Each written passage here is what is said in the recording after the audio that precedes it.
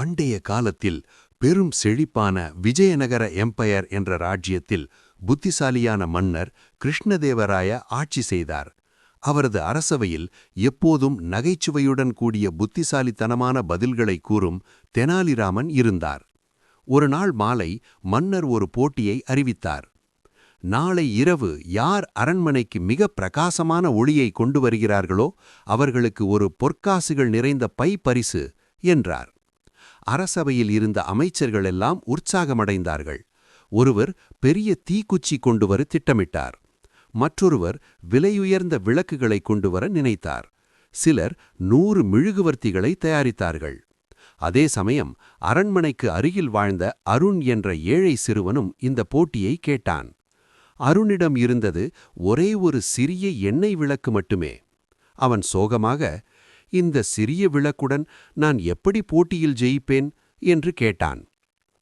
அப்போது அவன் பாட்டி மெதுவாக சிரித்தார். கண்ணா, அறிவு என்ற ஒளி எந்த விளக்கையும் விட பிரகாசமானது என்றார்.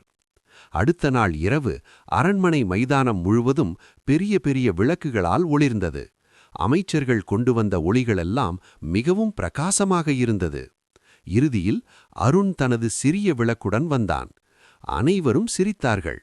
அதுதான் பிரகாசமான ஒளியா என்று கிண்டல் செய்தார்கள்.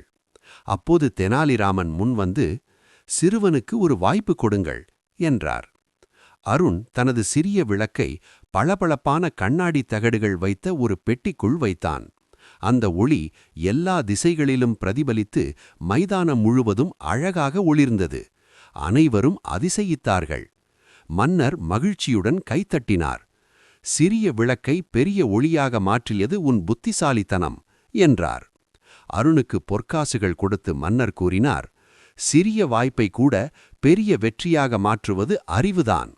அப்போது தெனாலிராமன் சிரித்து, பெரிய விளக்குகள் எண்ணெயால் எரியும், ஆனால் பெரிய யோசனைகள் உலகத்தையே ஒளிரச் செய்கின்றன என்றார். கதையின் நெறி மாரல்: புத்திசாலித்தனம் இருந்தால் சிறிய விஷயமும் பெரிய வெற்றியை தரும்.